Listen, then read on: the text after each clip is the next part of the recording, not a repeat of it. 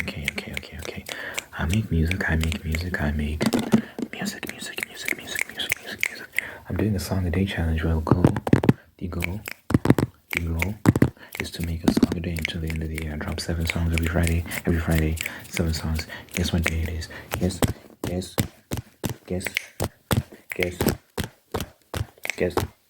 what the song? Guess what day it is? It's Friday. Today's Friday, which means a pack came out. What's it called? The Prowler pack. Link in description. If you want to check that out. I like to perform a song every Friday, just to give you a taste of what I've got going on. The song I'm gonna perform now is called Distance. Why don't we just get into it?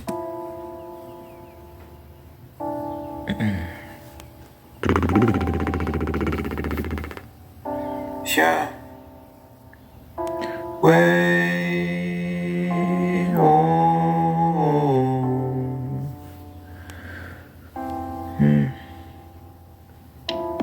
The distance between us unacceptable. Trying to feel you're tired of texting you. Trying to see you won't be next to you.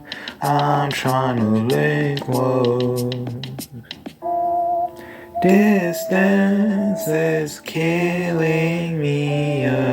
Distance, I need you here. Distance is killing me. I need you. Touch you, feel you. I'm trying to be near you. Trying to see you. Girl, I wanna hear you laugh as I crack my jokes. You can lean on me, hands I'm just trying to hold. Feel your skin on me. Distance is killing me. Distance, I need you here. Distance is killing me. I need you.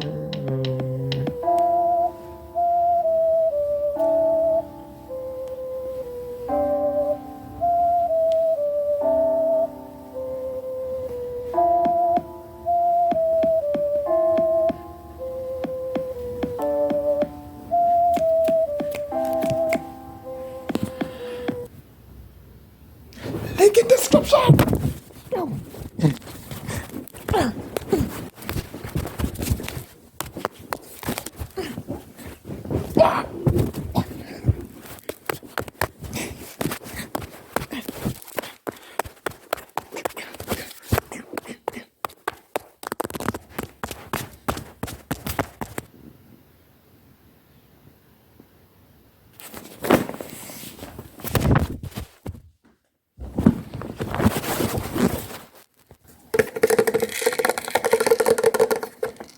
This thing is like, it's cut at the bottom, so We have to keep it upside down all the time.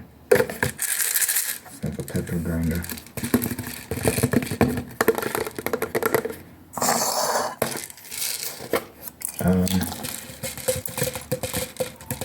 Yesterday, I saw an episode of My Wife and Kids, and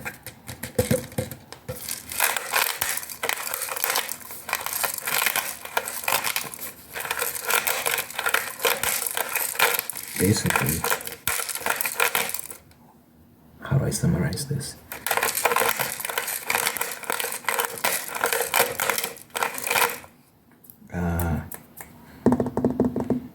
Claire, who is the daughter of the main character, Michael. Michael's the dad. Claire's his daughter. She has this boyfriend, Tony.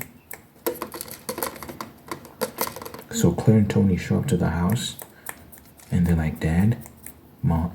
Claire's like, Mom, Dad, me and Tony have decided that on Friday at 10 p.m. we're gonna have sex. And she's like 16. They're both like 16. So, you know, they're still kids. And I guess the more liberal types could be like, yeah, you know, whatever. It's cool as long as they're safe and all that stuff. I think it's a bunch of nonsense. So, you know, understandably, Michael loses his damn mind. And the both of them, Michael and Jay. Jay is his wife, so both parents lose their absolute minds. I was thinking,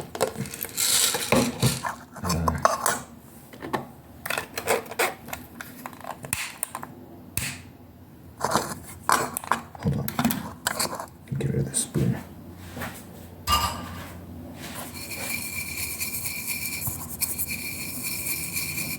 So I've got these peppercorns in here that I've, hold on, that I've ground. Maybe I could do this as a trigger for a little bit. So basically, I was thinking the audacity of Tony to show up in your girlfriend's father's home and be like, I'm going to sleep with your daughter and take her virginity. Like, what? If that happened to me, I don't know what I'd do. I'd hurt that boy. I'd hurt him so badly. I might go to jail. I'm only kidding, police, if you're watching this. But, you know, he'd be testing me. That is insane. To just show up to my house and be like, I'm going to sleep with your daughter. Are you insane? Are you out of your damn mind?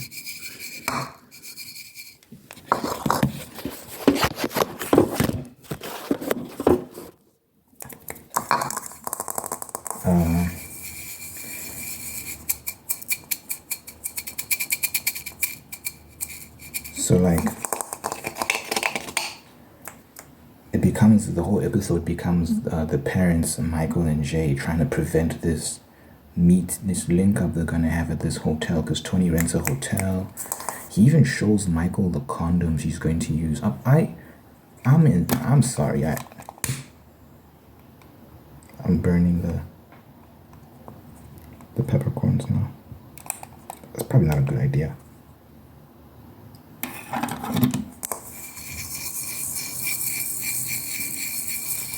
It would probably stink. Maybe not stink, but the fumes might not be very pleasant. Very strong, burnt pepper fumes.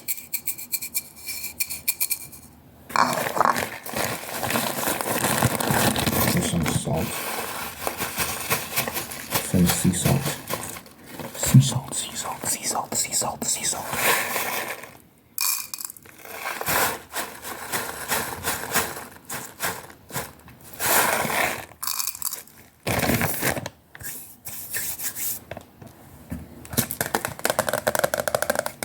This is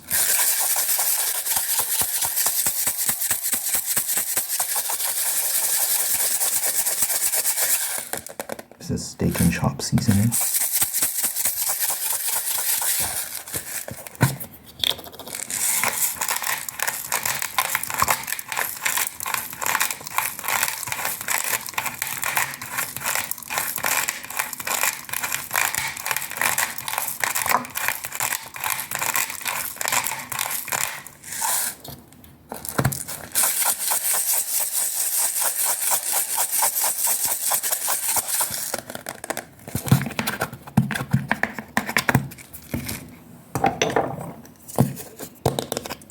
oregano.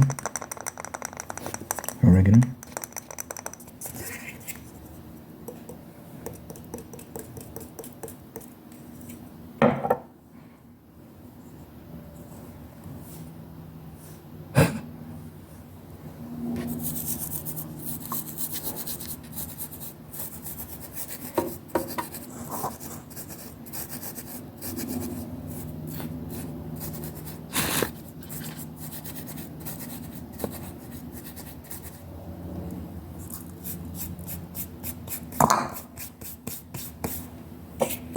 Okay.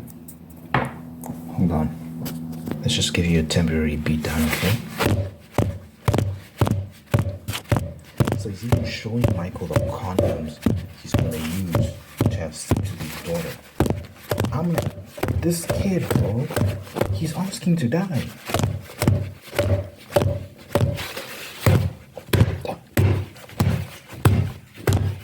He's asking to die. He's asking to die. I'll kill him. I'll kill him.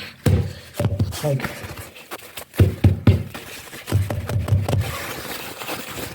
it's insane. So, the whole episode is them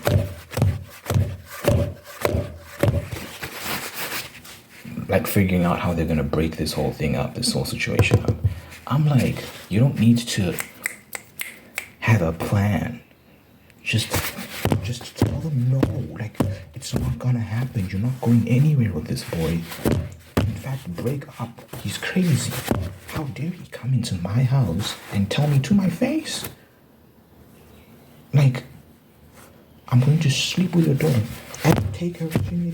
And look, it's one thing to be honest, but it's another thing to have no regard for,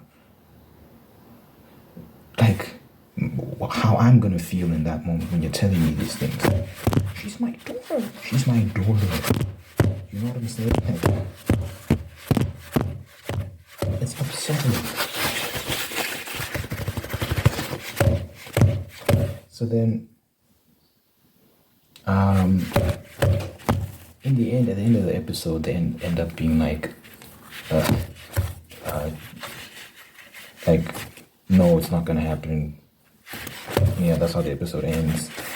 Well, it ends with them having a conversation that Michael and Jay, like, they're like, what are we gonna do? Like, the day's coming when she's gonna have sex eventually. And then Michael's like, let's just hope that eventually is very far from now.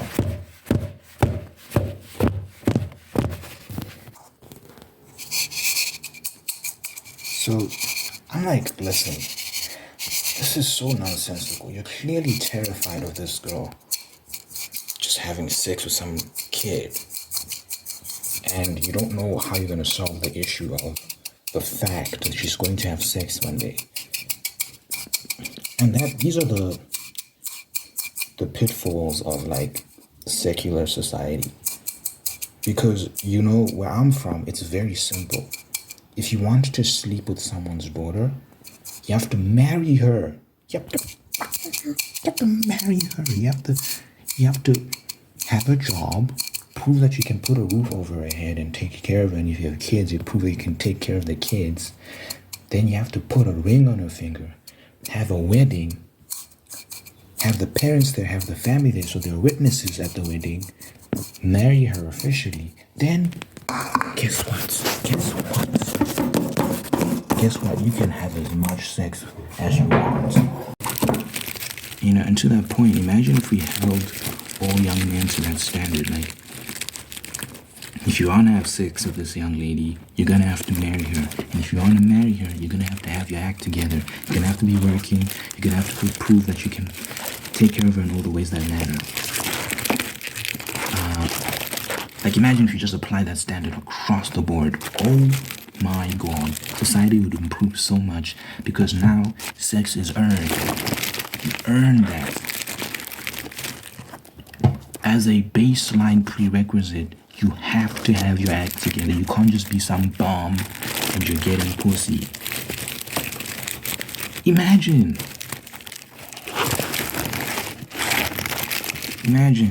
how much better things would be. It wouldn't solve all of society's problems, but guess what? It would greatly reduce them by a drastic amount. things would be crazy. We'd have more families, integrated families, less of these single parent households, less chaos in society. Less. I'm not saying it would fix all society's problems, but things would look a lot better than they do now. I'm telling you, man. It's that simple. So I don't know why they're like, oh my god, like, what are we gonna do? She's gonna have sex someday. Like the fact that in your head, she's going to have sex outside of like a committed marriage, a marriage someday is wild to me. Shouldn't you be aiming for that? Because, you know, Tony, the guy that wanted to sleep with Claire, he's not a bad guy. He's, you know, he's just a regular teenage boy who's horny and not thinking straight. But he's actually, you know, I'll say he's husband material.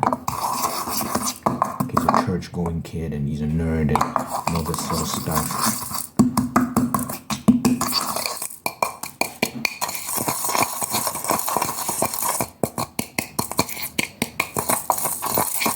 So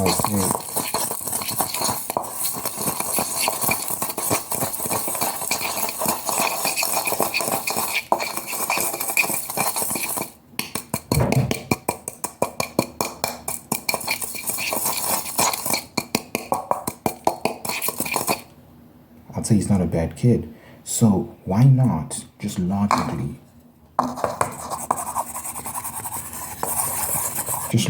be like, Tony, we like you. You're clearly having a moment right now. You're not thinking straight. Here's what we'll do for you. How about you wait? Get your life together. You're young, you're 16. You still have a ways to go. When you're old enough, you're working, you're earning money. Ask to marry my daughter. I'll give you my blessing. You marry her, then you can have as much sex with her as you want. As you both want. How about that? How's that sound? How does that sound, kids? It's like, what happens if they have sex and then they break up? It's you know...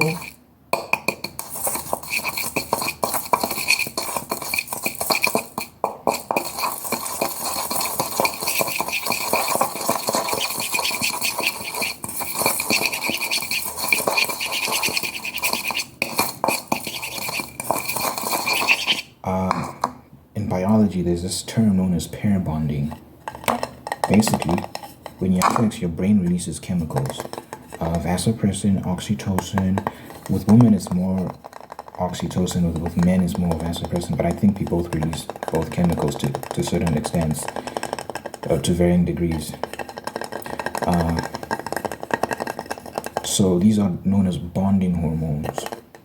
They bond you to someone, and when you see that person, you get a very visceral emotional response, which is really just it's just a chemical reaction. It's your body's way of identifying a mate. Like, okay, this is the person you slept with, this is the person I assume you wanted to have children with. So in order to maintain, for the sake of the children, in order to maintain this bond which will be beneficial to the children, I will produce certain chemicals that attracts you to this individual, so you stay put, you don't leave. Because it's problematic if you have sex with someone and you have no attachment to them, because then if you have kids, you might just want to leave. So those that chemical bond aids in maintaining relationships. So sex is actually a very powerful means of bonding to people. So I wouldn't want my daughter out here sleeping with, or my son, sleeping with like random people. It's like, no. I want you to sleep with the person that you are sure is the right person for you.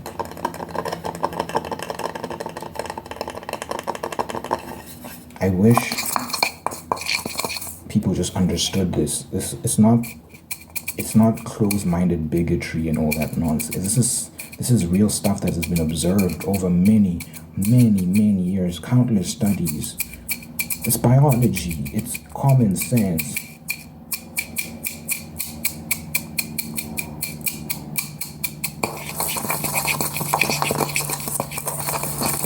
So, I was just baffled by that episode and like how they responded to that crisis. I would have just been like, it's not happening. You lost your damn mind from the get-go. I don't know why it took them an entire episode to get to that conclusion.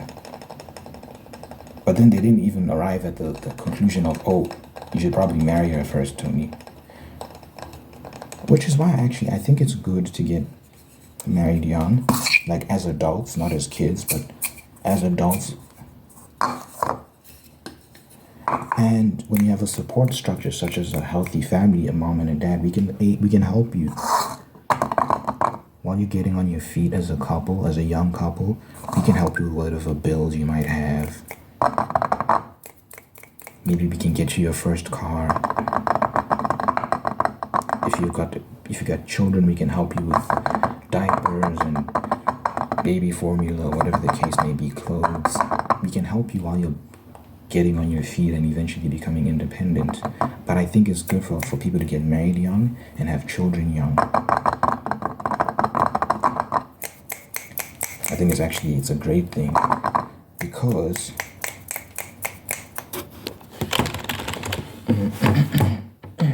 the issue with waiting until you're much older, you accrue a lot of baggage. And you walk into your relationship with all these ideas and all this trauma.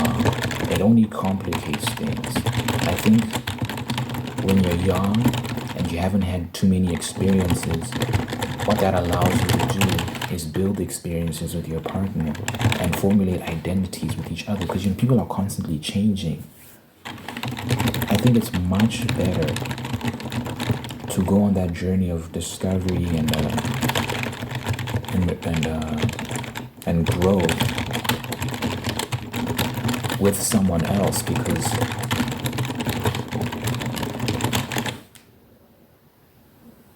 you grow together, versus the opposite, which is like you meet someone when you've already become set in your ways. Because at a certain point it becomes very difficult to change. Like certain ideas, certain behavioral patterns become hardwired, and that's basically you, right? For the most part, you can still change here and there, but there's just certain things you've grown accustomed to. And maybe you would have accumulated a bunch of things. You've got your own money, you've got your own property, you've got this, you've got that. It's hard to then get into a relationship which requires you to sacrifice and share. People find that very difficult. This thing of getting married in your 30s and some people in their 40s, it's very new. Most people, for most of history, got married young. Even children were getting married. I'm not condoning that, but I'm just saying, this thing of getting married in your 30s and 40s, it's a very recent phenomenon, and it's not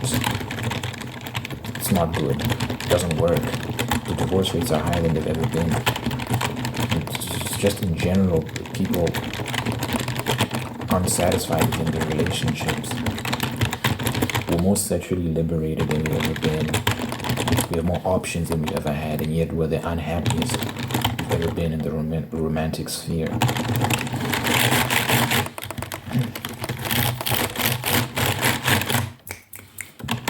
And I've talked about the paradox of choice before, multiple times, but there's probably some new viewers here, so I'll go over it again.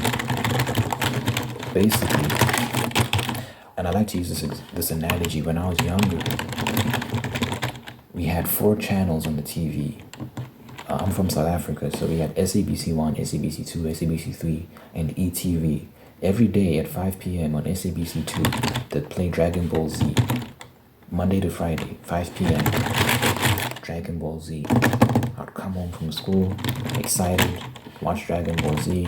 It was great. I always enjoyed it. And that was pretty much all I'd watch that I was interested in. Well, 6 p.m. was the soap opera on ETV that I'd watch with my family.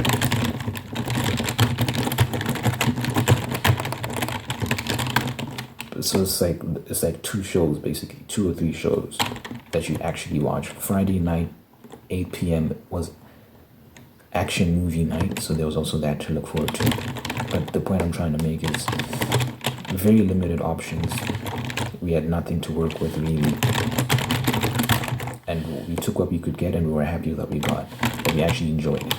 Then we got the American equivalent of cable. So we had a bunch of channels now, hundreds and hundreds of channels. We had Cartoon Network, Boomerang, Disney Channel, Disney XD, Nickelodeon, cartoons all day, every day, non-stop. You'd think that as a young kid, yes, I have all these options, life is about to get amazing. Interestingly enough, I found myself getting more bored. I was more bored than I'd ever been. And it's not because Cartoon Network had bad shows. We're talking about 5 channels. All of them had great shows. But I found myself scrolling through the channels, always looking for something to watch, when there was always something to watch. Because this is just how our brains work. It's biology. When you're presented with essentially sensory overload, it dulls your ability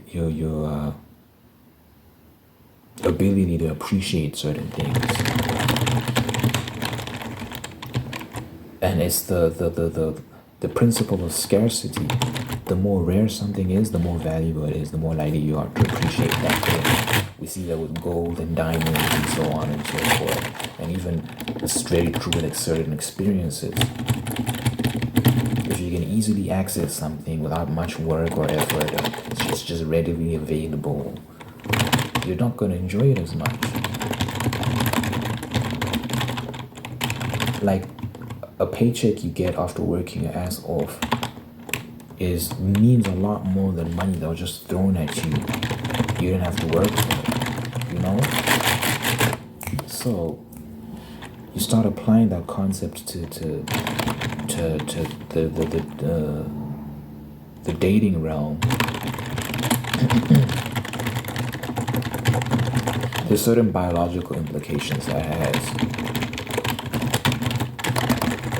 You can't appreciate romance, sex in particular, when it's readily available and you've had multiple sexual partners in the past.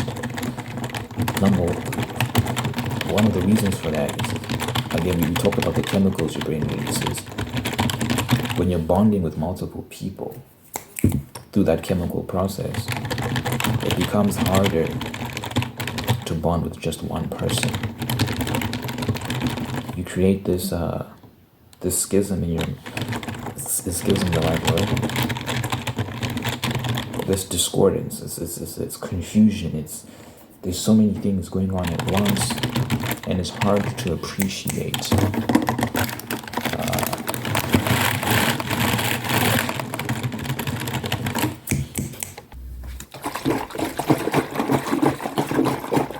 It's hard to appreciate what's right in front of you. Because in the back of your mind, you're constantly going to be wondering, but what about this person or that person or that experience I had that felt better than this, and and there's so much going on in your head, it's hard to just settle and be content because you've been exposed to too much. You know what they say, ignorance is bliss. It's true in this context.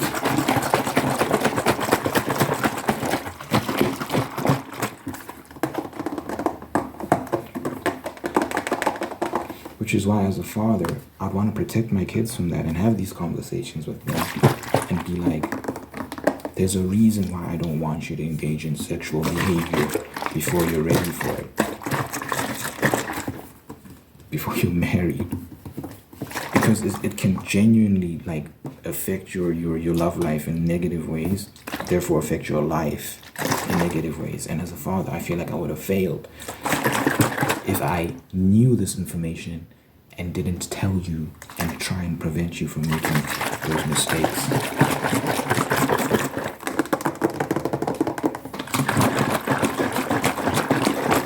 It's my job to protect you. It's my job to give you good advice, good counsel that's backed by evidence.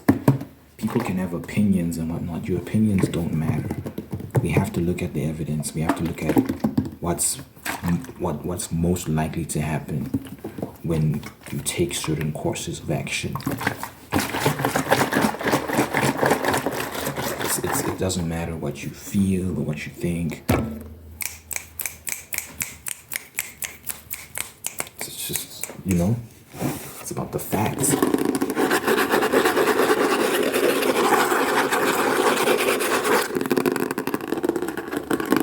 Anyway,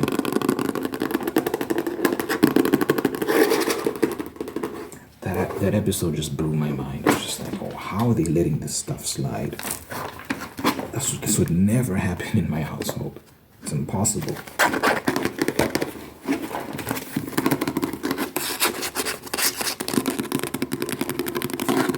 Anyway, that's the end of the video. Hope you got some tingles and you learned something.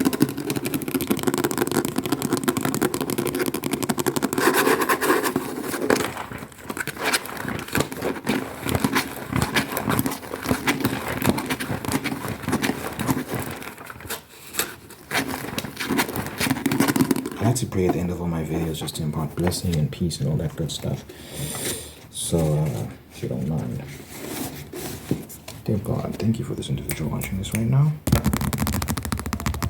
Thank you for blessing them, making them whole and unique. Thank you that you're guiding them, that you're helping them make the right decisions, and that you're redeeming them regardless of any mistakes they might have made in the past. Whatever burdens they may bear, I just pray that you're there and you're guiding them, you're blessing them and securing good things for them. You're blessing their love life.